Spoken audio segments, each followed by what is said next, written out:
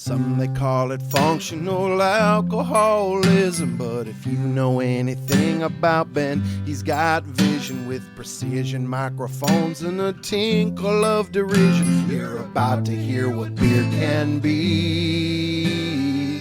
It's time for Barley and Me.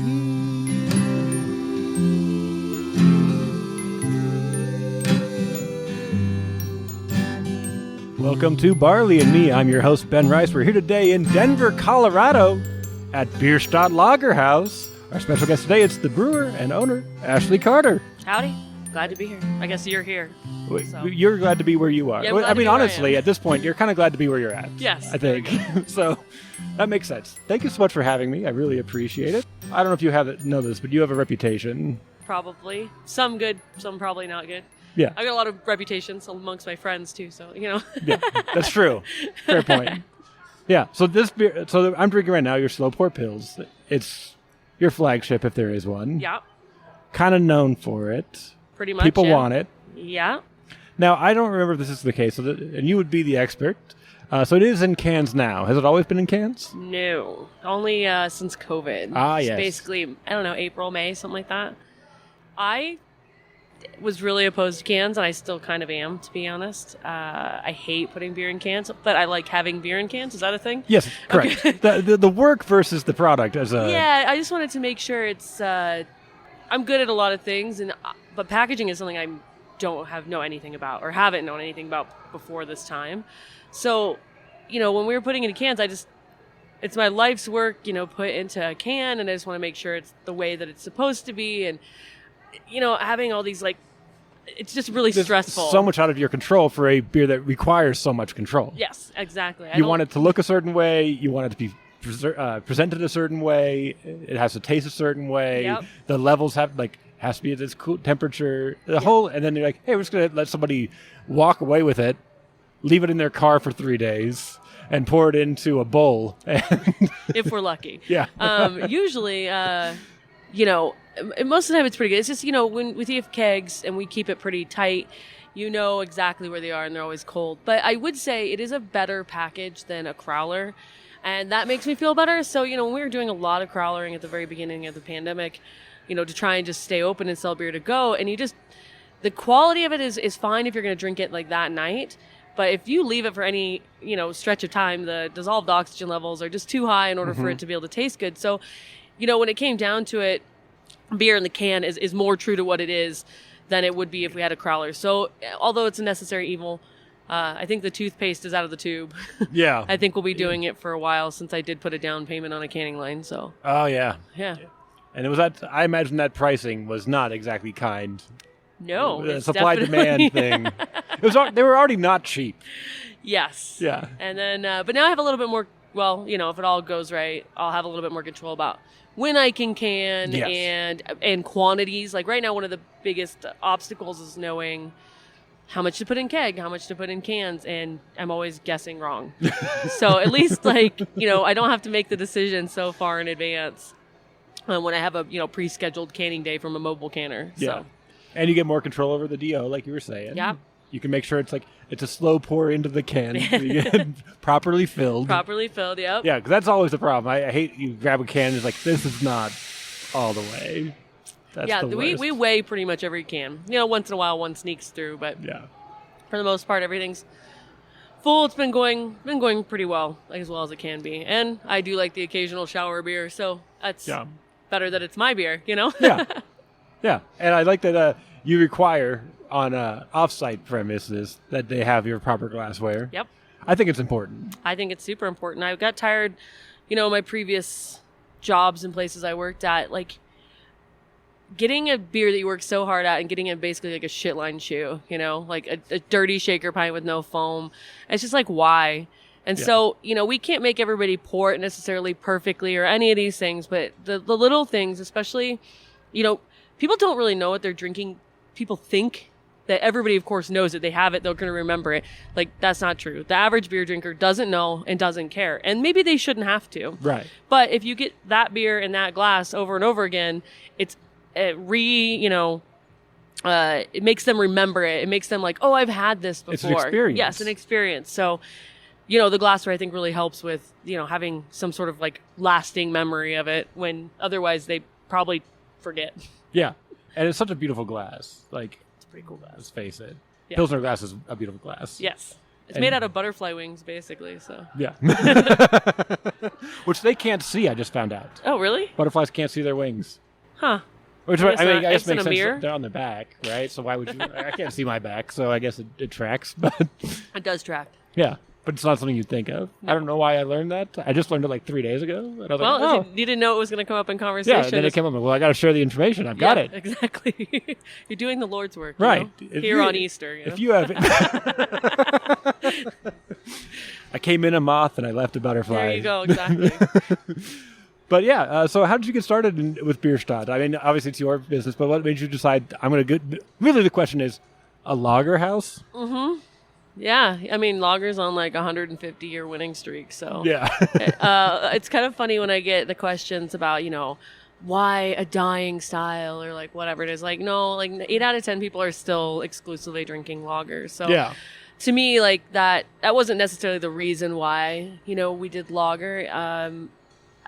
The process about it, the way that it's very nuanced. It's much more, I think it's more process oriented than it is necessarily like recipe driven. I like the consistency aspect of it. We make a lot of beer at one time.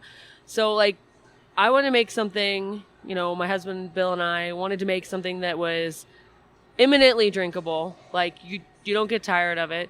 You could sell a lot of it in that it's a widely, accepted kind of like styles of beer. And also, it takes like little tiny adjustments. It's a quest for perfection, basically, Yes. every time we make beer. And we only make like 4 styles. So when we started to do this, I started brewing. This is my 10th year as a professional brewer. I didn't get the chance, obviously, to make a lot of beer on my own because I worked for somebody, But when I got the chance to make beer, like make a recipe or whatever, Bill was with me when we worked at Dry Dock. The idea was if you want to show people how good you are at something, you should make the simplest thing possible, right? So let the ingredients speak for themselves, let the process speak for itself. So can you make something with 3 malts, 2 hops, and under 5% or under 6%, somewhere in that kind of realm? Can And you have it make be something- remarkable. Exactly. Yeah. Or at least, be clean. You can hide behind a lot of stuff, right? And Yes. when you are a younger beer drinker, there's the, what can I put in it? Like I had this whole list of like shit I wanted to put in beer, right? Like that's totally not me now. Yeah. But then, you're like, oh, how can I use like lemon or, you know what I mean? Like you're looking at these things from that perspective. But if you want to really like know the value and know how good a brewery is, you should go have the most basic thing on their menu. Yeah. And that will tell you everything you need to know about the brewery. It's not going to be the corn tortilla, Yeah. lemon, lime, gummy bear beer that's going to tell you about it. It's No, going to be it's the gonna tell you pale ale. nothing. Yeah. It's going to be the pale ale. Oh, for sure. Or the Kolsch. Yeah. I'm 100% with you on that. As we all know, or at least people like us would know, hops, you can bury any imperfection under Yep. a mountain of hops. Absolutely. And so if you're doing a pastry stout, you just throw in a bunch of adjuncts and you're covering up another problem. So I went out with Julia Hurst, tried to find a place to do an episode on Friday night. Didn't happen, but we went out around Longmont and she took me to this little Mexican joint. Cool. And I'm like, I don't know what this place is. So obviously I'm going to get the carnitas, and that's going to be how I know Yes. if this is worth. And they were delicious. They were There you so go. good. So I was like, okay, cool. And they had it 2 ways. I'm like, oh, they have 2 different versions of carnitas. They're probably good. Yeah. And then they were delicious. I was like, yeah, see, that's how you know. You just know what you're looking for when you walk Love into carnitas. it. I know. Like if they're dry. Like, what am I having for dinner now? Yeah. If you walk in and they're dried out and crisp, like crispy's fine, but like dry crispy, like I can't eat anything that's here. No. That's just, it's not allowed. Because it's basic. Carnitas are basic. Yeah. Like, they're not that hard to make. Yeah.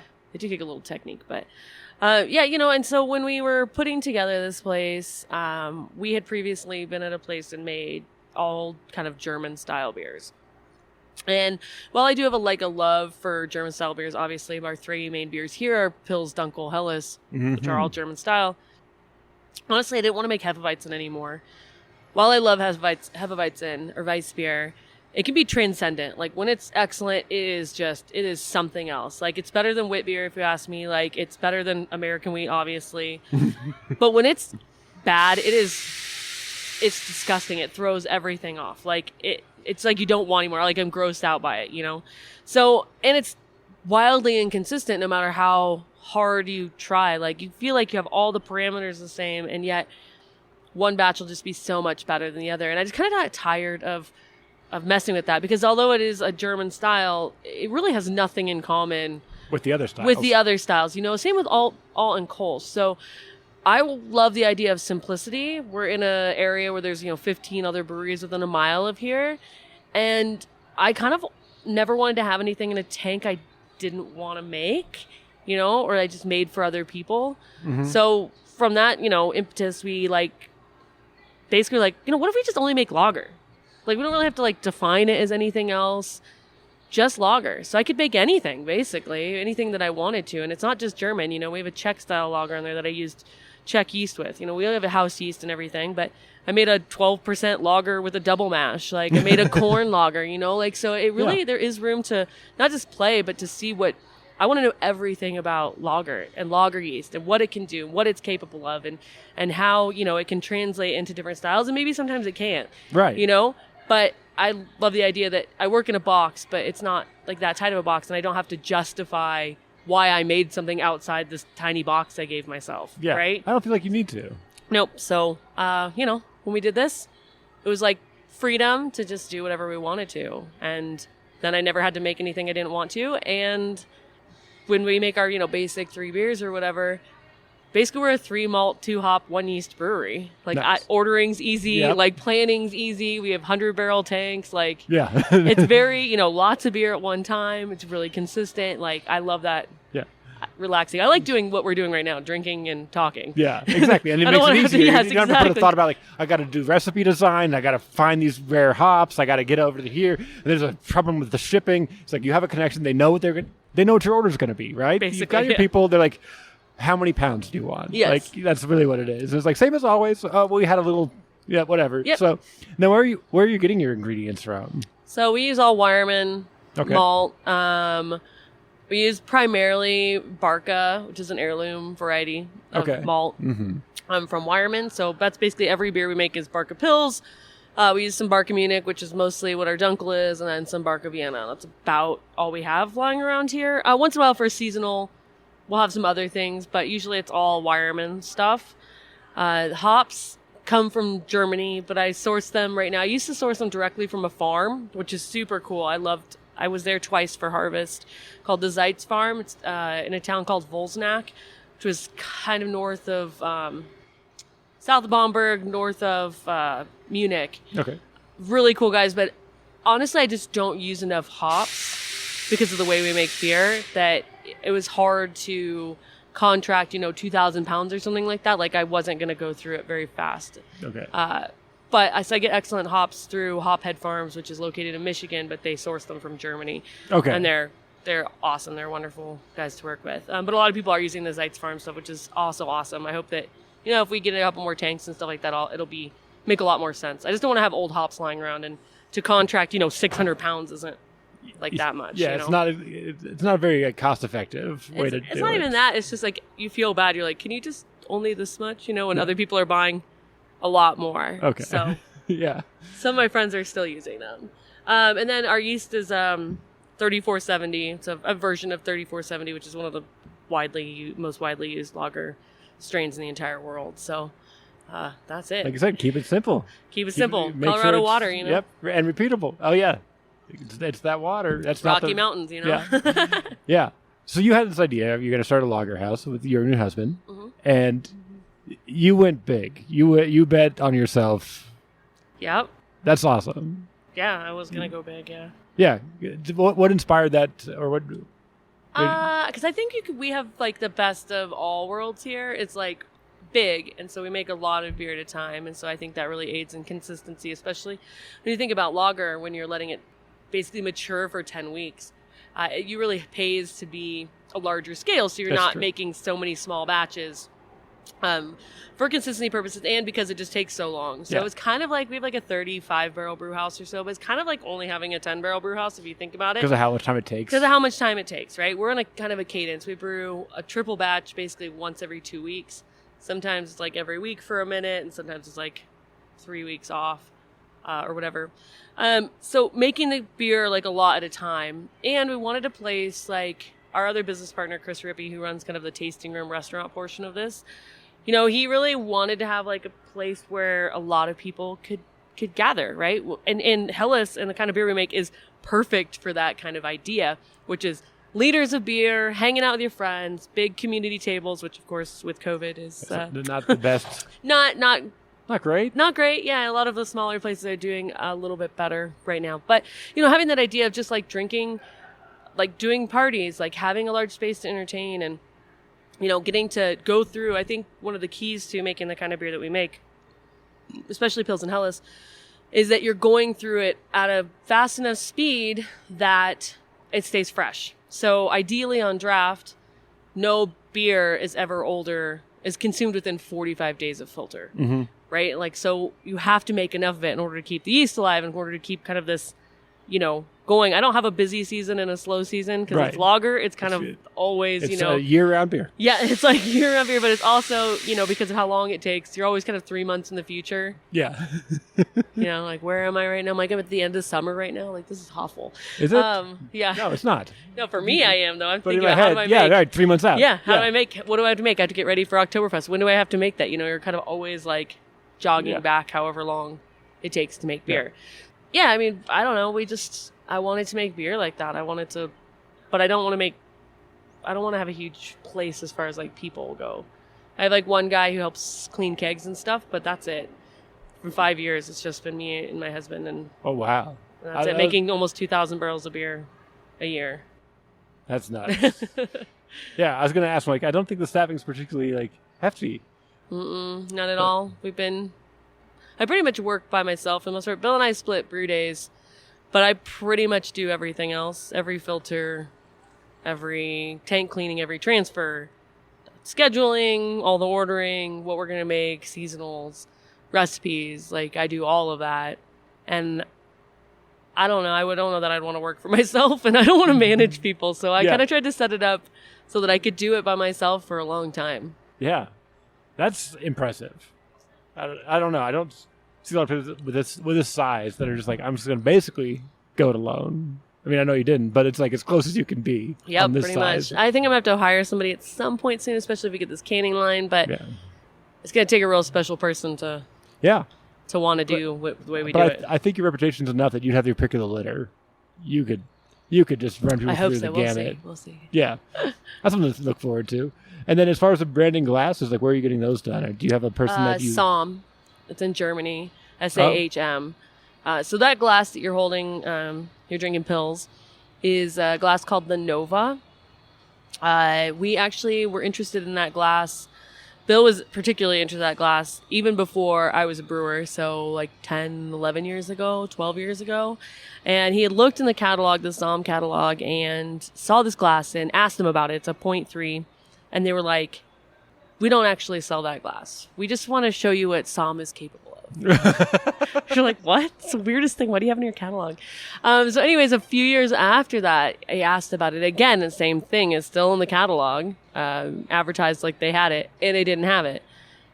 Did it a third time. Again, still didn't have it. So when we opened this place up about 5 years ago in 2016, we're going to go with something completely different because we didn't think they'd get it. But we asked about it one more time. They're like, actually, we made like 6,000 of these glasses. And so we bought every single one of them and had them decorated. So they have 3 platinum rims on them. They actually designed a special machine to be able to apply that because the top rim is mechanically applied. And the bottom 2 on the first set of glasses that we got was actually hand painted on by like a lady on a turntable. You could like see, you could like see the little inconsistencies in it because it was a lady on a turntable that did all 6,000 of those first glasses. How long do you think that took? I don't know, man, but we were like, she can't go skydiving. Like, she's got to stay. Yeah. Keep turning that table. Yeah. Right? Like, so they finally did develop a machine that actually can apply the 3 rims for us, which is great because it's on our Dunkel glass too. So we actually were running out of those glasses. And during CBC when it was here, I want to say that was 2017, 2018, something like that. When CBC was here in 2018, I think it was, we were like down to our last cases. We were like, what are we going to do? We've tied all of our branding up in this thing. Like, we don't are we really going to go with another glass? And so Michael Somm was here during CBC, the owner of the company. And he like basically saw everybody walking around like drinking perfect pills and Hellas out of like these glasses. And like everybody's like, oh, these are so cool. Like what an amazing, like it's become kind of like mildly iconic, you know? And he agreed to print or to make 30,000 more of them if we buy 15,000 of them. So I have like 15,000 glasses sitting here that we've been paying off for like a year and a half. So we were finally almost done with that, paying those off. But they're all decorated and everything. So yeah. That's the story of the glass. The Nova. That's nuts. Okay, that's a lot to take in. I can't. That poor woman's back. That's all I'm thinking about the whole time. Just like delicately, because you have to like lean to make sure you got your right placement. Yeah, it's probably on a spin table, and she probably just has her elbow up. And or it could be that. Yeah, just holding it. Yeah. Next. I want to imagine her with like a cigarette hanging out of her mouth and like kind of like crotchety and like drinking her coffee just like in the background. Like I don't know why. It just seems like you'd have to be kind of hard to do that. Yeah. I can't even imagine it. Yeah. And it's like, it's like, I did the 6,000. I'm finally done. Like, we got an order for 30,000. Yeah, exactly. Like, you've got to be shitting me. She's like, I quit. I'm retiring. Here. It's done. I can't do this. They got a machine now. It does it for us. So it's great. See? Yeah.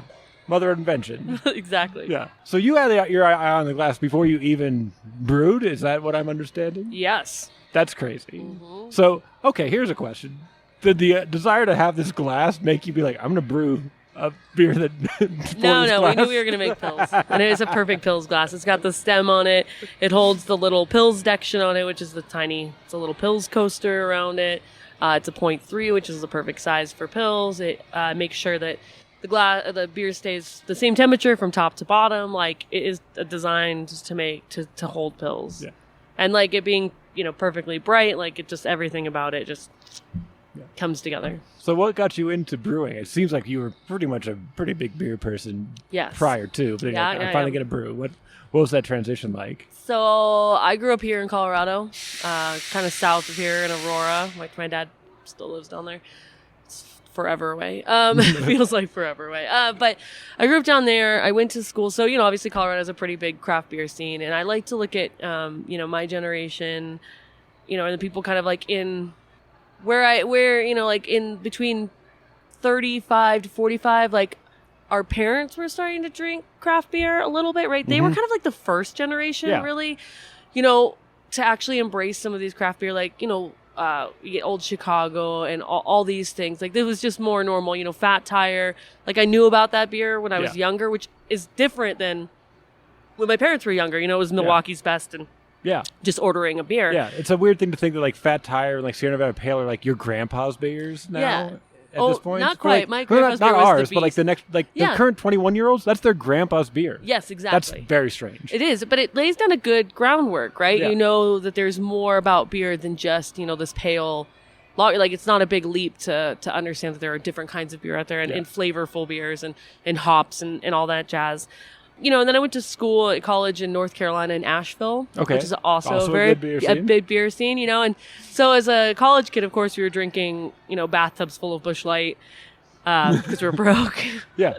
But we also, you're in a small town that, we could get like Sweetwater and we could get some of the micro brews. And so we would buy, like a 6-pack of that and then drink our Busch Light after that. Also near us was the Asheville Brewing View. And so we would go see movies there and stuff like that. So it kind of, we played trivia there, when I turned 21. So just kind of like that always craft beer thing didn't always have to be like lame. So I got my degree in pure mathematics and I played Division I soccer there at University of North Carolina, Asheville. Didn't really know what I wanted to do with my life after I graduated. I had a pretty big ankle surgery. So I kind of took a year off. I was going to go straight to grad school, but I took a year off because I was pretty much on crutches for 8 months. And I started coaching, and that didn't really do it for me. I coached college soccer for about 3 years in Michigan and New York. But again, like cool places. We had Founders up in Michigan, right? In New York, there was like some pretty cool beer bars and stuff like that starting to pop up. So kind of beer was just always there. When I moved back to Colorado and I was working as like a barista, I was like, home brewing sounds kind of cool. Like this seems like it could like tickle all these things. Like it's thinking. It's also like physical, you're doing stuff, you're designing things. There's an engineering portion to it, of course. And I started homebrewing, and I was like, well, this sucks because you can't control anything that you want to control, right? So, like, the idea behind it is cool, but the actual process of it kind of sucks. So I got a job. I applied for a job at Dry Dock Brewing Company down in Aurora, down by where my dad lives. And I was like, maybe I can get a job bartending here and, like, at least find out more about what professional brewing is, and maybe that could be something I would do. Well, they actually put me to work at the homebrew store, which was attached to it. And because I had homebrewing experience. And I just kind of started volunteering at the brewery, like, all the time. Yeah. All the time. And they finally gave me a job there when one of the other guys left, who actually owns Comrade now, David Lynn. Okay. He was working there at the time. He left to go get his MBA, and I pretty much was trained, so they gave me a full-time job there. And I'm that's going kinda there how next. Oh, it's great. Yeah. That's excellent. Yeah. Drink like 17 Superpowers for me. Okay. I think it's one of the finest West Coast style IPAs in the entire country. Like, Oh, so you're allowed to drink them outside of work. I see. yes. Okay. Exactly. So, that was kind of like the foyer into, like, just beer. And I love the community. It made some really awesome friends and keeps the physical part of it, like, I really enjoy. Sometimes I don't try to set it up so I don't have to drag too many hoses, but I like doing that. Like, I don't think I could do one or the other. Something where I just was thinking all the time, or something where I was just physical all the time. It's kind of nice to have to work both those things out. Yeah. And there's plenty of, like, time to do what we're doing right now, which is, drink beer, hang out. Yeah. Thank you again, by the way. But, yeah. So, what was it you didn't like about coaching?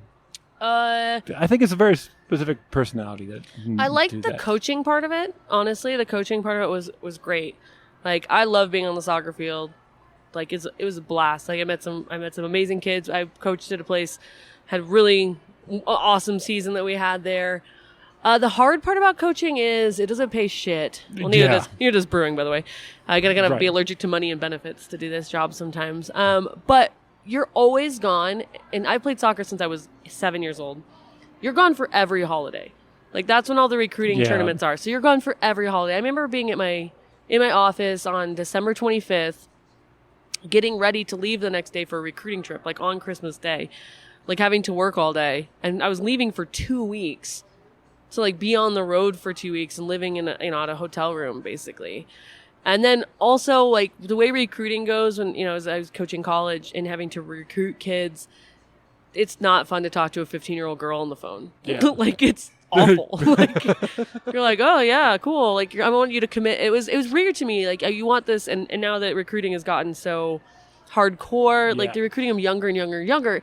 And for me, it was hard to be like, hey, kid, like, come commit to this school when you haven't discovered boys or alcohol, and you don't even drive yourself to your own practices You don't know what kind of career you're looking at. You're looking at soccer as, like, the definite career, but, like, the odds of it being your career are so small. It's small. Like, what does our school even offer a program that is an interest to you, like, when you're 24? And how do you know? And how would you even know that? Exactly. How would you even know that? Like, no, how would you even know? I mean, seriously, you don't even drive yourself to practice yet. Like, how do I know you even want to go to practice? Yeah. How do I even know you want to be a soccer player? Yeah. Right? Like, you go right now because your mom takes you and wakes you up in the morning, but when you're on your own, are you going to do that? Yeah, when you discover boyfriends or girlfriends, are you going to be as motivated to do that still? So some of that stuff is, I don't know, it kind of irked me. Like, yeah.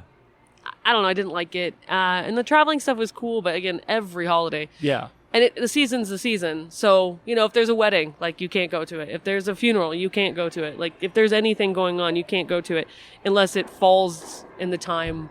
There's no flexibility. Yeah. So for me, I needed something, and it wasn't stimulating enough, like, mentally, mathematically for me to. Okay, that makes sense. To want to also do it. You're like, well, if you strike the ball with this angle of foot at this point, and all you gotta do is teach them, like, just get them to really know the field. Yeah. When you're right here, this is the angle you want, and this is how much power you want to put behind it, and we'll score every time. I'll spend hundreds of hours trying to figure out this 3x3 square where the ideals are. And honestly, it's a horrifyingly sexist profession. What? Horrifyingly sexist. That sounds it's believable like, to me. It's horrifying. Like, Title IX was amazing, because of equal stuff for men and women, boys and girls. But what it did was it made women's sports more competitive. So a lot of men started coaching it. Yeah. So honestly, women are only coaching like 25% of women's sports.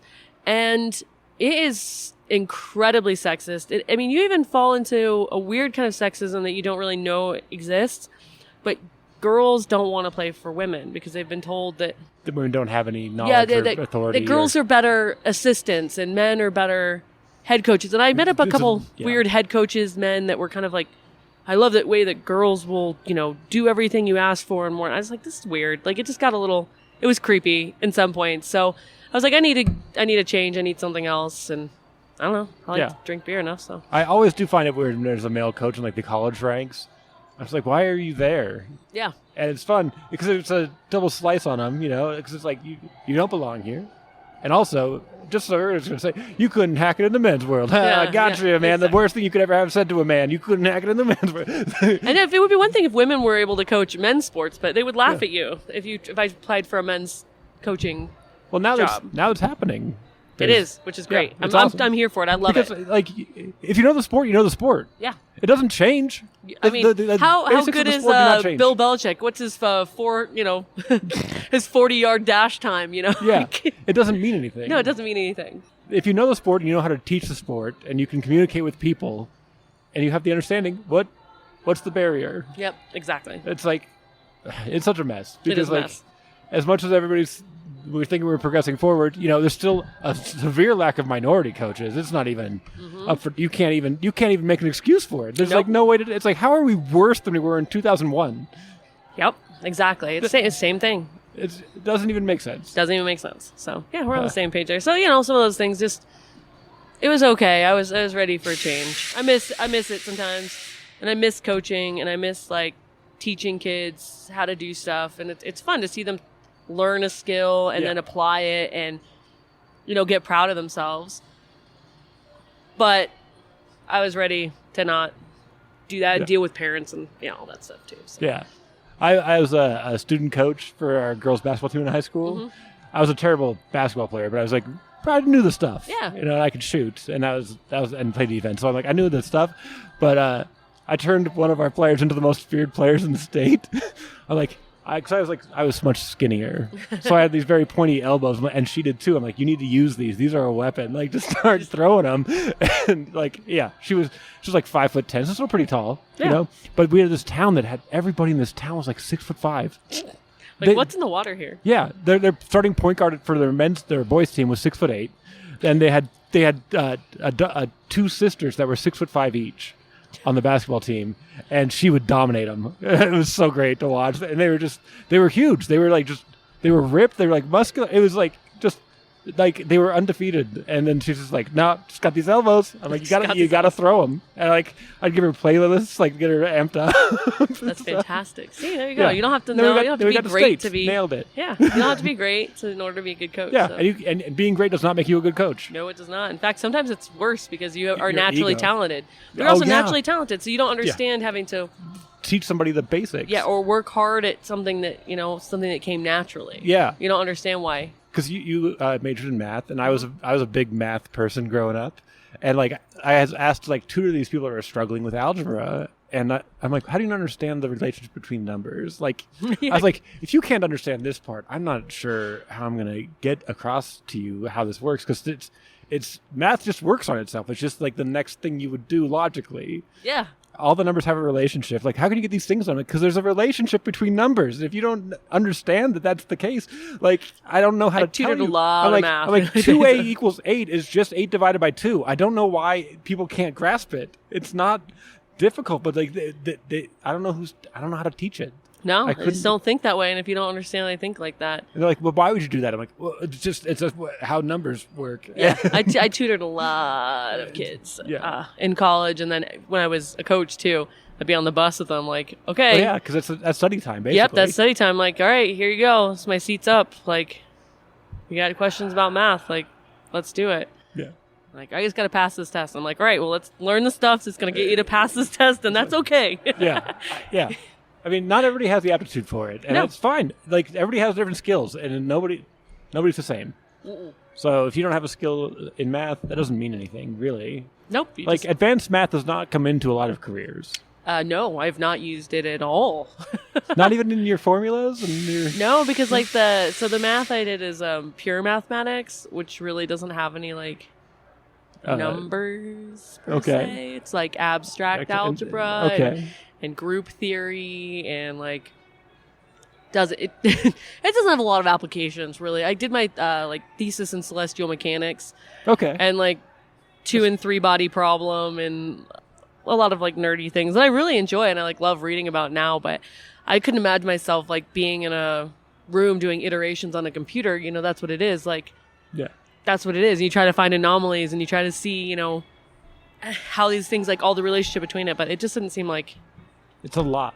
Yeah. I didn't want to, like I said, be in a room. And then how does that pay? How does that feel being there? And then what's the recognition if you do find something? What's the payoff to your...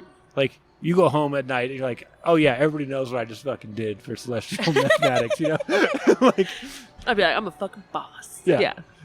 I get that. But it's still cool. And I don't know if you're still doing the math stuff, but it sounds like you are. How do you feel about this Common Core math? The way that they teach you to understand the relationship of numbers? I don't understand that at all. And I dread when my niece, who's 7, comes home and is needs me to help her. I'm dreading it. Oh, yeah? Yeah. I've looked at it. I'm like, I think it's based on the teacher. Because if the teacher doesn't understand the relationship of numbers, they're going to teach it in a weird way that doesn't make sense. Correct. But it really is just teaching you how to make your logical jumps on numbers. It's building the foundation for that. Yeah, it looks weird. It looks weird. But when you say 8 plus 7 is 15, what your brain is doing is 8 plus 2 plus 5. Yeah. And that's what Common Core is doing. So what's the thing? Instead of memorizing. It's weird because I never really, You don't make... Yeah. I didn't... But for me, they would only have you show your work, but I would get to the answer a different way than we were shown. And I guess I don't know why it necessarily matters. Right. How you get to the answer, right. if you can get to the answer. And I think I have a problem with some of the Common Core and some of the way that things are taught. I was not great at physics, even though I was good at math. Mm-hmm. And I had to have my math teacher in high school, explain to me physics. He's like, you're going to understand why they're doing it or talking about it like this. So think about it like this. And I'm like, oh, if I think about it in this other mathy way, it comes back together. It made so much more sense. Yeah. Yeah, you got to find that. Everybody learns differently, so you can't just throw it at them. But I feel like Common Core is a good thing if it's implemented properly by somebody who understands it. And because there's a lot of teachers that undermine it and then just make it as frustrating as possible. And how are you supposed to do anything if the teacher's not on board for it? Don't do it. Yes, agreed. Agreed. A lot of memorization works for a lot of people. Yeah, I mean that's why I can't speak a language. Yeah. I was really concerned about getting A's in school. Oh yeah. So I learned what I needed to in order to pass that test. I took 5 years of Spanish and I went to Peru last year and 2019 and struggled. I struggled. Yeah, I struggled. Yeah. I could kind of hear it and I'm like, ugh. Yeah, I can get about 30% of a sentence, and that's enough to piece together the other 70%. Yeah. I could get as much as I can in German, which is order a beer and a sausage. So, Yeah. What else do you need? Yeah. And then there's people that in other parts of the world, I know 5 languages, and it's not even a problem. There's I was a little rusty, so I only got 93% of that sentence. I'm very jealous of those people. Yeah, but it's again in the early teaching, and that's why I think Common Core is a positive thing, is that it teaches you young to understand the relationship. But if the teacher doesn't understand the relationship and the parents don't understand the relationship, it's a non-starter. And that sucks. That sucks. But, I mean, if we would just focus on, teaching interesting things that kids are interested in, as opposed to be we all do the same thing. Bill and I have this, I wouldn't say, not a theory, but it is this kind of idea, what we do as humans, is that we oftentimes look at somebody's deficiency and say they need to work harder on their deficiency instead of, if they're really good at something, letting them build that. Yeah, pushing them hard at the thing they're really good at. And I think that sometimes, if you relate it back to beer, why do you feel you have to be a master of everything? Well, because you can't be. Yeah. Why do you feel like you need, if you're interested in it, totally do it. Yeah. But if you feel like you have to do it just because you need to fill a hole in your lineup or something like that, I think it comes off as forced and clumsy. And so we've always kind of taken that approach, is go really hard at the thing you're good at and let everybody else, to go hard at the thing they're good at. Am I going to really make a better Saison than Saison DuPont? Yeah. You know what I mean? I'm not. Am I ever going to make a better IPA than Mark's at Comrade? Doubt it. It's cool if he wants to make a lager or whatever, but they all know, everybody knows, you should go hard at the thing you're good at. Yeah. And that's eventually what you do. Like, when you get to college, you're supposed to find the thing that you're like, this is what I want to do. But at that point, you haven't learned what is in the world. No. I was like, we are doing this all wrong. Yes. Every time I think about it. Like, I went to college. I started off as an audio engineer. But they're like, oh, in order to do this, you must, pass proficiency in singing, proficiency in piano, and proficiency in 2 other instruments. I'm like, I don't think you understand what audio engineering is. I'm literally twiddling knobs to make those things sound good. Yeah. I don't need to be able to play them to make sure that they sound proper. Like, that doesn't see, like, I have the worst dexterity you'll ever see. Like, I can't even carry a bottle of water for like 300 feet. I'll like carry it like this and drop it. Like, it's just, I don't do it. I'm lazy in every respect. And so and it was like 120 credits of all these 2-credit classes. I was like, this is like a 10-year degree that I'm not, and they wouldn't even let you touch a board till year 3. And I'm like, this is stupid. Yeah. And so I like went to a college for this. Like, that was my whole, I'm like, I'm going to go to college, I'm going to do this. I'm like, this is stupid. Yes. I can learn this. I can go buy the equipment and learn it. I almost failed my major senior year because I had to take a freshman level computer science course. And I got a D on an open book, open note test that I studied for. I would have to be there for extra credit all the time. I was like, I waited till second semester of my senior year to take this class. I'm like hanging out with this freshman boy, like being like, okay, bud, you're going to have to help me with this. I gotta at least get a C in this class. Like, I really need to get a B because, to keep my GPA up. Yep. But if I get a C in this class, I just can't get a D or an F. I can't fail this class. And leave me hanging for Why do I have to take computer science? Like, that has nothing to do with my major or anything. But it was a thing I had to take. I almost didn't graduate high school because I didn't have enough gym credits. Because my school was small, and they really did not focus. There was no advanced classes. So the advanced class was you could go 1 math up. That was it. Mm-hmm. That was the end of advanced classes. And if you wanted to, are you thinking you're going to go to college? Well, there's an English class for you. And if you don't think you're going to college, there's an English class over here. And they would, anything that was an interesting thing would be scheduled the same time as gym. So I just never took them. And I'm like, well, I'm playing sports. I'm in track. I'm in basketball. What do I have to take those gym should class? count. Yes. And they're like, no, they don't. And so I had to take gym. So it was a 7 through 12. It's a small school. I had to take gym with my little sister, who was an 8th grader. Fantastic. To get a math, because there's no gym classes available for me to take the last year. That's awesome.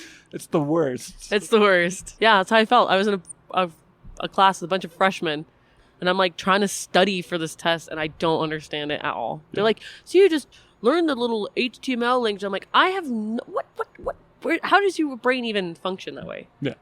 It doesn't. Mine doesn't. Anyway, so. Yeah. It's the dumbest thing. I almost failed kindergarten also because one of the requirements you had to know your address, but I moved mid-year. So I was I'd only been there for a month. I didn't know my new. I kept giving my older no, that's not your address. I was like, this isn't. Come on, this is so unreasonable. That's Barely hilarious. got it. That's hilarious. Yeah, That's great. I love that. You're writing it on your tan. Yeah. And then I had a classmate whose last name was Baumgartner, and we met in high school, and but in elementary school to go to the bathroom or to go out to recess, you had to spell your name. Oh, that's awful. And it's you're 5, and you got to spell Baumgartner. What? Yeah, I don't think I would have failed. There's just so many dumb rules. I'd have to write it down. Yeah, be read it off. Read it off. Which fair. You're learning to write also. Yes, that's double learning. Double. You're getting everything. Honestly, it should be celebrated. Anyway, point is, math's fun. Mm-hmm. I love it. Yeah. I miss it a little bit, but I like making beer. No. I like making beer a lot.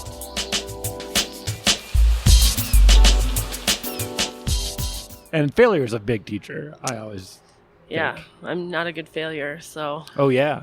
I'm real bad at it. Oh, I'm also very bad at failure. Yeah, I don't really... Ugh. I'm getting better at not being great. I'm not getting better. I'm getting worse. You're falling into your wheelhouse. You're like, this is my wheelhouse. I'm going to be very comfortable here. I'm yes, not gonna, this is how I love doing it. That seems like a thing I might mess up. I'm just going to stay away from that. Uh-huh, exactly. Okay. I'm very comfortable. Yeah. Are you still playing soccer, at least recreationally? Not as much anymore. I was playing for a while. I live right down here. Mm-hmm. Not really places close. Yeah. They're all 35 minutes away. Oh. Which isn't too bad. It is, because it's 2 ways. Yeah, it's 2 ways. And you're tired that second time. It wasn't bad. I used to play on a team, actually, with a friend who went to college with me and played soccer with me in college. But then like half my team got knocked up and shit. So that was the end of that. And then I was like subbing on a couple teams. But when you sub on a team, sometimes they only let you play like for 5 minutes. They don't rotate very well. So I was like, why am I driving 30 minutes each way to do this? Yeah, and maybe get in. Too. And my schedule has not settled down really. I work really funny hours. I don't really ever have like a specific day off. Right. That makes it difficult. That's what I was thinking. I was like, it seems like you need another person just so you can at least have some time to yourself to like recover. Yeah, I like the flexibility, which is good. I think another person would be helpful in that. But I would kind of like work like a firefighter schedule. Okay. It's like 22 days of like hardcore. And then so 9 much to days do. Just hanging out.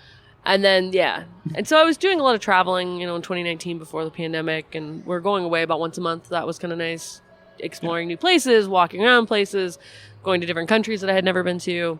So that's nice. But when we go hard, it's like 3 weeks. Like I'm on a stretch right now that's pretty vicious. Yeah? I don't think I've slept in a few days. So tell me about it. What's this vicious stretch? What's going on? So when we brew, it's difficult. It is a 30. It sounds like 26 hour brew day. We do triple batch, so back to back to back. Me and my husband. We've gotten it kind of sorted out. Like I said, we live a 3-minute walk away from here, so we have 2 dogs. We kind of have it sorted out that we both don't have to be here the whole time anymore, but it is still a thing, right? So the day before brew, so we filtered. Fuck, what'd I do? I filtered on Friday of last week. I canned on Monday of this last week. Right after I got done canning, I filtered Dunkel. I filtered right after we got done canning, and it took till like, because we were running out of Dunkel, took till like 3 o'clock in the morning. What time did you start? So we got done canning at like 2-ish or so, but then it takes about an hour to set up the filter and everything. So then I filtered till about 3 o'clock in the morning. Got done. After that, I had to get the filter all cleaned up and redressed and put back together. And then I was supposed to brew Wednesday into Thursday, but my malt didn't show up. So I had to push the brew on Thursday into Friday, so overnight. So I get back at like 6 o'clock in the morning on Friday morning to finish the brew, but then we had to can again at 9:30. And right after we got done canning, then I had to filter Hellas because we were going to run out. So I filtered. That only took till about midnight. And then yesterday I had to get up and keg it all. And then I had to strip the filter pads, which we use these lenticular filters. So they go about 600 barrels. You'd have to clean them every time. You don't have to like take them all apart, but I had to take them all apart today. So that's what I was doing this morning before you got here was putting together the filters, which takes a couple hours. You got to take this whole bell off and scrub every piece and get it all put back together and stuff. And then get ready for a brew tomorrow, which we're brewing 2 weeks in a row. That's the thing. So get ready for a brew tomorrow, brew Tuesday into Wednesday. Filter pills right after I get done brewing. 75 barrels of it, keg it on Thursday, can it on Monday, and then I'll be back to normal, I think, by the 15th, because I'm trying to go to California. So, but that's the thing. But I can hopefully give myself 6 or 7 days where we don't have to be here. Yeah. If I do all this work squished together right now, then I can give myself plenty of time off. So you said vicious, and that was an understatement. Mm-hmm. But we should go. You should get it. What are you doing talking to me? Nah, it's good. Say no. Walk away. Good. No, it's good. It's good. Sunday, it's nice. I've gotten everything done this morning. So that was like the brewing equivalent of this drummer in Sacramento named Zach Hill. Okay. I knew him from a band called Hella, which is a 2-piece. It's him and a guitar. But he also is in it's like an artsy hip hop group. I never remember this. And like the rapper is like a server at a local restaurant in Sacramento. That's fantastic. Death Grips. There we go. Okay. So he's an insane drummer. It's bonkers. Like I went to go see Hella live, and like I got tired watching him drum. And so when you're talking about like, oh, it's a vicious schedule, like I got tired listening to that. I can't. Pretty vicious one. I noticed it was like 2. Like, we finished this at 2 p.m., but you're like, I'm not going to say when we started. It was 8 a.m., and then I'm out till 6 a.m., and it's just, because you said 26-hour days sometimes. And yep. That's no lie. No, it's no lie. We get started usually if we're gonna brew, depending on what beer it is, Hellas usually start about 6:30 in the morning, and then I usually get home at like midnight 30, which is pretty good. And I sleep for 4.5 hours, and Bill stays here. He usually goes home for like 4 hours in the middle of the day, and then when he finishes up the last batch, I come back to transfer it, and then clean up the rest of the brew. Yeah. So then I work from whatever time, 6 to whatever. Do you think that makes it easier for you, the fact that he knows your world and you know his world, as far as maintaining the relationship? Yeah, I mean, I don't know that everybody can do it. Yeah. We do, honestly. Right. So if you were... a lot of people don't like to work together like that. Right. Like, I find it necessary. Like, I think whatever I would be doing, I think my partner would have to be pretty intimately involved in what I did, because I don't like to explain myself. I don't like to explain what I'm doing. I don't want to have the rehashing of the day. Yeah. I also don't care about other people's days, usually. Maybe that's it too. I'm a little too selfish. Like, I kind of just like knowing. It's not one of your strengths. It's and not you're one not of my going to learn it. strengths. No, I'm not going to learn it. The hard things are when it's hard here, it's hard. Yeah. Pandemic is still, it's better now, but you're looking at each other like we have a second source of income coming in. Yeah. Neither of us have anything. Yeah. We're tied to this, and we don't know what's going to happen. Are we going to lose everything? Like, are we going to lose everything we've worked for the last however long? And then what do we do after that? Yeah. Like, so it's a little difficult like that, but it's nice when somebody, you don't have to tell them what's going wrong. Yeah, because they know. They already know. Yeah, and we have totally. an agreement, an unspoken agreement. If somebody's like, I'm having a really terrible day, like, don't fuck with me right now. Like, the other person has to be like, okay, Not I have to fucking- be positive. Yeah. I have to be like the person that, I've got dinner, let me take the dogs Yep. out. Like, I've got to be the one to like, aren't you having a shitty day? Like, I got it. I got it. Yeah. Yeah. So the other person has to. Because it's overwhelming. It's an overwhelming career, and sometimes you get overwhelmed. It Yes. happens. Yes. Most days you can make it through, but there's just those days where something just like is the worst. It is. And- It's also nice though, when we go travel for beer things, like we both enjoy doing it. Yeah. Like we both have, a lot of like the same friends and stuff like that, and we both enjoy. And look at, he brought us. This is Bill. Look at this. He brought us pills. Look at that. Took that sign like it He's was a nothing. hero. Thank you so much, man. Not all heroes wear capes. Yeah. You can give him one. yeah, Maybe there you he'll go. feel really good about it. Exactly. Cheers. So, when we go places, it's not like I'm dragging him to breweries Yeah. or something. That's kind of nice. Same with him. Like, we enjoy the same kinds of food. Yeah. People are like, how do you guys like the same thing? We just do already like the same things. Yeah. That's kind of why we got together. It wasn't because I was adopted into something he liked, or Yeah. he was adopted into something Yeah, I and everybody liked. assumes that you did. Oh, you're in beer. It must have been your boyfriend. That's such the Yeah, dumbest we met fucking at thing. we met at our brewery, but I was already trying to become a brewer, and he already was a brewer. And then that happened like 2 years later. Yeah.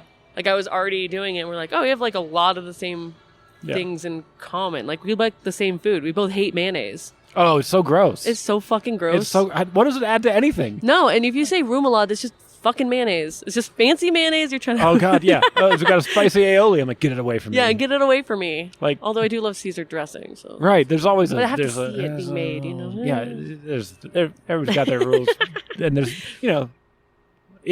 He does drink his coffee with cream though, which I find a little odd. I'm Really? a black coffee drinker. So. Me too. Yeah. I'll do it, but I'm like, if it's St. Brendan, sure, I'm it's, into it's it. a good coffee. You don't need anything with it. Low maintenance. I like to think of myself Yeah. as low maintenance. Yeah. My girlfriend likes to think of herself as low maintenance. It is not true. When it comes to those overwhelming days, she has many more of them. But yeah, we do the same things. So, and we like the same things. Like, so any trip we're having, we're both super psyched to be there. Yeah. And it's like the same thing. We both do comedy, so we have a day job that we all like that pays the bills, and then we just run ourselves ragged. And then I do the podcast. I'm like, I'm just gonna throw one more thing in there, and there's just like never sleep. But we all get. There's no explanation. We all get it. We both get it. I get it. When I have to go back at 3:00 in the morning to go check on a filter, like, it's just like. Also, Yeah. it's nice sometimes. He's like, "Do you want me to go check on that?" I'm like, "Oh yeah, Yeah. go check on that. I'm warm with the dogs right now." So Yeah. Because if you're with somebody who like isn't in it and they say they understand, there's a time limit on that before they stop understanding. it is. It's like no, I want to be very clear. This is every day. Yeah, This it's all is- the time, and it's important to me. Yeah. And it's really important to me. And some people, if you're not like into the beer stuff, might think it's silly. Yeah. How much I care about it, or why I want to keep doing it, or what just a week like GABF is like here. Like, it's insanity. Like, it's straight insanity here. Yeah. Like, my life is, like, I literally have to plan dinner in the morning. You have to, like, plan times for you to eat. Because if you don't, you'll just be drunk. But Yeah. I'm like, okay, I'm putting meatballs, in the crock pot. Like, we're going to go home when everybody goes to the session. We're going to eat some food. We're going to wake up in the morning, walk our dogs together. Because if not, We're not going to get it done. there's nothing is going to get done There's because no this place food. is wild. Yeah. It's just going to be beer. And people and people and people and people and people. Yeah. So it's really nice to have somebody that understands. That's just how it is sometimes. When I have these really busy weeks, that's just how it is. And I've gotten to do a lot of, like, really cool traveling because of beer, too. I meet automatic friends. Like, you really do. You get some automatic friends, automatic people that you know just because you're... We went to Peru, which was amazing. I had to judge a beer festival there and give a lager talk there. And it was so cool. Like, you just already have these friends that want to ask you questions about beer, want to talk about beer, want to go places and go to the Pisco museums and enjoy things like food and drinks and stuff like that. So, I'd like... Yeah.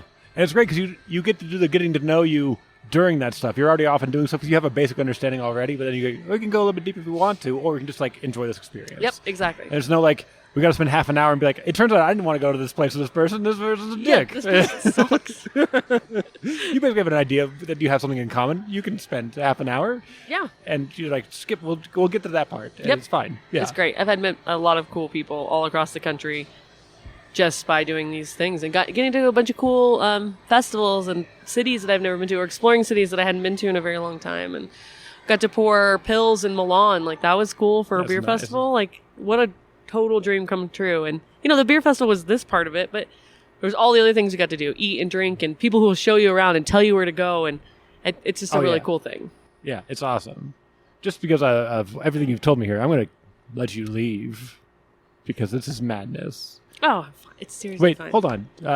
You have a collaboration on tap right now with Bagby. Yep, I have 2 collaborations with tap, but I have true. one with Bagby, yeah. Yeah, and then one with I forgot the name. Amalgam. Okay. Mm-hmm.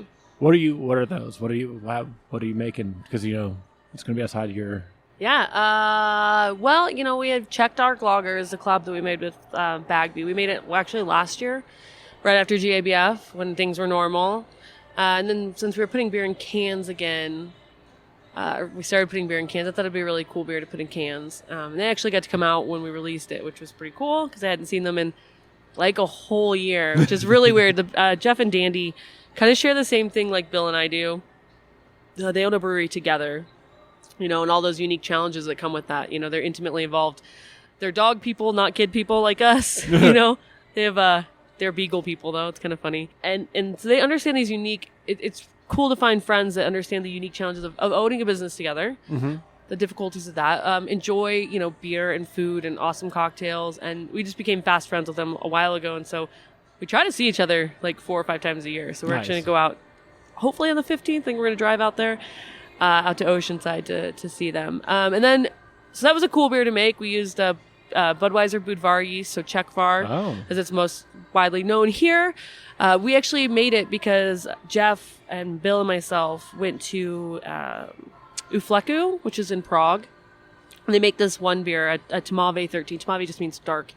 The Tmave 13, which 13 just refers to the original gravity of it. Most beers there are usually like a 10 or a 12 or like a 14 or whatever. It kind of indicates how strong they are or whatever. But they make this one dark beer called Tmave, Ufleku Tmave 13. And that's it. And we had that beer there, and we're like, this would be a cool beer to try and replicate at home. So that's why we ended up making it, is because we were all in Prague together and saw this beer, and we're like, it was delicious, and we had an awesome time, So that's how I believe in collaboration should be very organic. I get a lot of requests from people to do collaborations, and unless we kind of know each other, I not really want to do it. I feel like a collaboration should be fun. You should be able to learn something from someone. You should enjoy wanting to hang out together, not just because you have 2 popular brands or whatever it is, It never feels right at the end product. No, so all the collaborations we made, I think I've only done 10, really, in 5 years. And you've got 2 right now. Yeah. That's crazy. And we did with Bagby before, so... it's a duplication, but still. Yeah, so we only have, usually it's like 10, I think 10, maybe 12. It might be only that many, but there's a handful of people. Because for me, it really should be organic. It should be like, we didn't plan to make a collaboration. It just was like, hey, what are you doing? Like, I was thinking about this. Like, yeah, that's totally cool. Or we had a shared experience. And we're like, yeah, let's replicate this. Or let's expand on this. Or I have this really cool hop. I'd like to see what it does in a lager. And we kind of riff off that and then decide later on to make a collaboration. And so that's how I feel about it. The hoppy table lager that we did with Amalgam. So Amalgam's a pretty small brewery. They're kind of more popularly known for their saisons and kind of their mixed culture stuff. Okay. It's really just a dude. I say a brewery. It's a dude. Two dudes that make just blending barrels and things like that. He has a regular job. He used to work at Westbound and Down. Now he is the head brewer at Ratio. But he's like a good friend of mine. We've always drank beer together. He's like, hey, I kind of want to like make some more lagers. I want to see these things. We wanted to make something. What about something super low alcohol? So made something under 4%, used Matueka and Grüngeist, which are two hops that I'm not necessarily familiar with. The Grüngeist is a new German hop that I got a chance to rub earlier this year. And we thought, like, this will be great. Yeah. And a table beer is kind of a scaled down saison in a way. Yeah, So- only this was a lager beer. Right. So, and he made a saison, a table beer, table saison with the same hops. Okay. So we had both of them on tap at the same time, which was pretty cool. Yeah. So you get to see what the yeast are doing and everything like that all the time. And how different they are and how similar they are. Yeah. I love that. Anytime you can educate with that stuff is so cool. I just love the fact that you can collaborate and be like, we're going to make this beer with the same recipe, but we're going to change one thing. Yep. And then you can tell what those things do. And I think the one, like, everybody knows the hops are the sexy part of beer. Yeah. Some people are like, hey, what about those malts? Yeah. But nobody talks about yeast, and it's like the most It's important pretty big. part of it. Unless you're like trying to make something mixed culture or whatever it is, most people don't talk about it. Then I have a collab coming up. I'm going to Minnesota in May to Fair State. Nico, I think he's not necessarily the head brewer, he's the head of brewery operations. I was the head brewer before, but he used to work at Live Oak. Okay. And so I knew him from Live Oak, but I got a chance to drink some of his lagers, and we did a virtual collaboration last year, which is super lame. I'm not going to lie to you. Like, it's super lame. We talked for a little bit on Instagram or whatever, but I'm going to go out there. He's like, he wanted to make it again this year. And I was like, yeah, I'll, and he wants to make it on their big system, not just their pilot system. And I was like, yeah, but like only if I can come out there. So we're going to go out there since we're all vaccinated now and everything. And that should be super, super pumped. And I think then Chris from Green Bench, St. Petersburg, if you've never been down there, it's fucking phenomenal. We did a Weizenbach collab there a few years ago, right before we went to Hunapu, and then which is a beer festival. And I want to return the collaboration favor. So I think we're going to make a smoked lager here, maybe at the end of April, beginning of May, something like that. And then the next collaboration after that, I want to say, is I'm going to make a Leichtisch beer, which is a light lager, kind of, again, another under 4% beer, not very, it's more hopped like pills, bitter like that. We're going to make it so we have it at GABF /CBC. It's a collab with Cannonball and Westbound and Down. Now you're on it. Once you start to collab and you just can't stop. I know. These are like, I have to like really plan just like 6 months in advance. You need a beer stop. Yeah.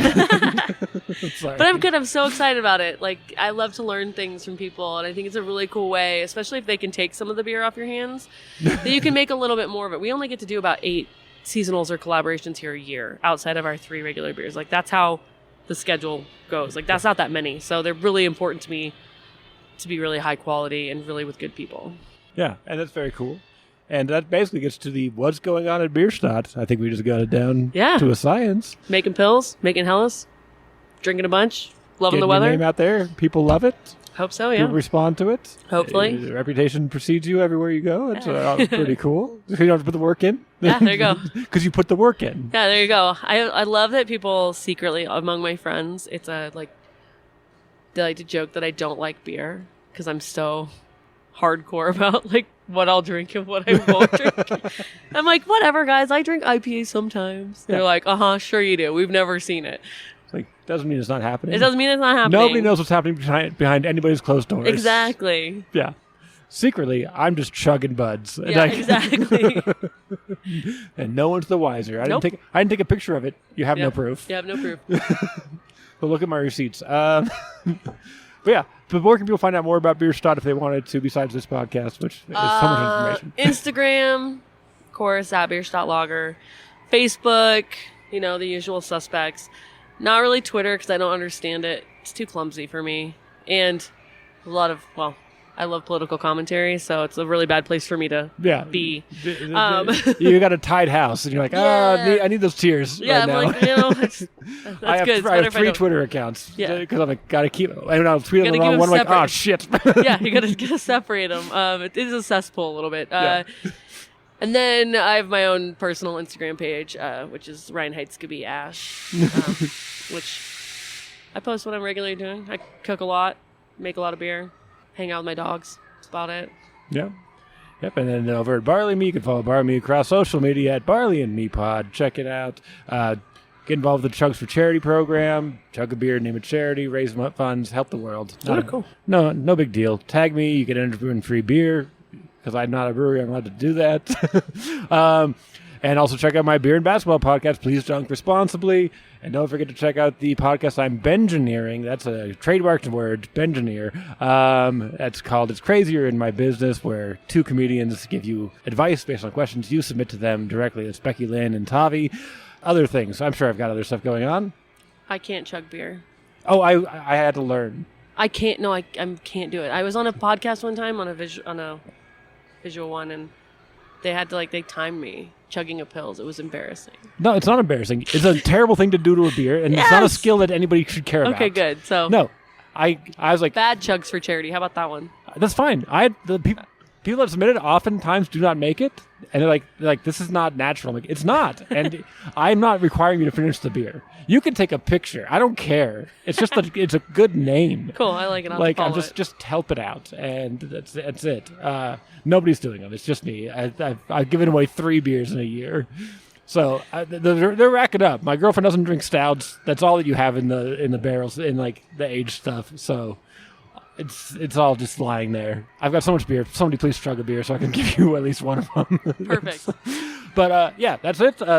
I used to usually have numbers for episodes, but I've done so many. I'm like, I don't even know what order they're going to be in. So this has been episode whatever number I choose of Barley and Me with Ashleigh Carter from Bierstadt Lagerhaus. Thank you so much. No, thank you for coming. Appreciate you. And listeners, thanks so much for listening. Stay home safe.